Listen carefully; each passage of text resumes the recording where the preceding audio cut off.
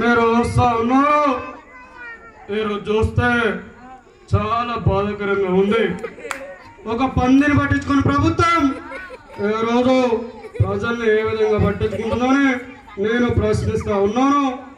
మీరు వస్తా ఉంటే ఒక పక్కన కబ్జా చేస్తా ఉన్నారు, మరొక పక్కన కార్యకర్తలు చంపుతా ఉన్నారు. ఆ మాదిరి వస్తే మా యొక్క ప్రభుత్వం అధికారంలోకి రాగానే ఎలాంటి నల్లని పందులకు నిగనిగలాడే నల్లని పందులకు ఎన్నో కార్యక్రమాలు చేస్తామని మీ అందరూ కూడా నేను హామీస్తా ఉన్నాను. జయ జన్మభూమి, జయ జన్మభూమి. దాని తర్వాత రోష గారు వచ్చి స్పందిస్తే ఏ విధంగా ఉంటుంది? ఏం చంద్రబాబు 9 సంవత్సరాలు పరిపాలించాలా? ఇంకా మేము పరిపాలించకూడదా? అసలు నీ నక్కను తొక్కాను లేకపోతే కుక్కను తొక్కాను, నన్ను నాకు అర్థం కావడలేదు. ఒకడు చూస్తే రోషం లేదంటాడు, మరొకడు మిస్త్రి లేదంటాడు, మరొకట ఏదేమైనప్పుడు కూడా ఈ పందికి అవసరమైతే సికింద్రాబాద్ లో ఉన్నటువంటి యశోద హాస్పిటల్లో ట్రీట్మెంట్ ఇప్పిస్తాం. అక్కడ బెడ్లు సరిపోకపోతే నిమ్స్ హాస్పిటల్ కూడా తీసుకెళ్తామని మీ అందరికి కూడా ఆశిస్తున్నాను. Thank you. దాని తర్వాత మెగాస్టార్ చిరంజీవి గారు వచ్చి స్పందిస్తే ఏ విధంగా ఉంటుంది వారి హావాభావాలు?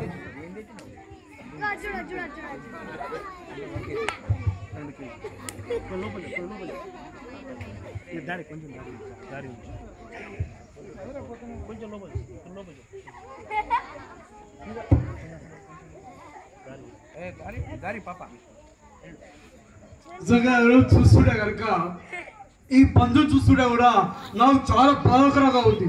అందుకే ప్రజల కోసం ఏదైతే ప్రజా రాజ్యాన్ని ఏర్పాటు చేశానో ఇలాంటి బంధువుల కోసం ఎన్నో ప్రజా పార్కులు ఏర్పాటు చేస్తానని మీ అందరికి కూడా ఆశిస్తున్నా. జై చిరంజీవి.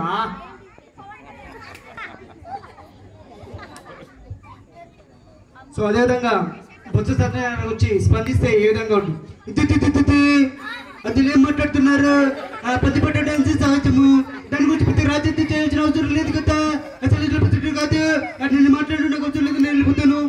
సో దాని తర్వాత సోనియా గాంధీ వచ్చి స్పందిస్తే ఏ విధంగా ఉంటుంది?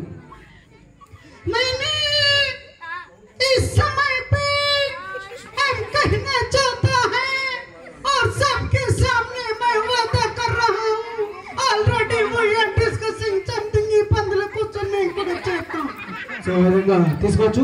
దాని తర్వాత లాస్ట్ గా కేసీఆర్ గారు వచ్చి స్పందిస్తే ఏ విధంగా ఉంటుంది వారి యొక్క హావాభావాలు?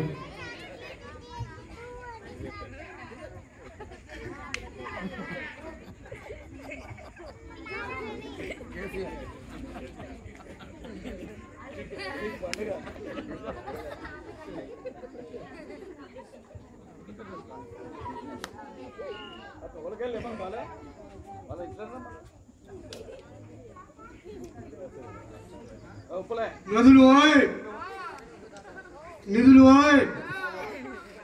గొడ్డు గోదావరి గిన్నెలకు మా తెలంగాణ వచ్చే ఈ పంది ఎక్కడ పడ్డది? పంజాబ్ గుట్ట మా తెలంగాణ వచ్చింది. Already we are discussing something but they do not understand. Telangana మేము పందులకు అన్ని చేసుకుంటాం. సో తీసుకోవచ్చు. థ్యాంక్ యూ అండి.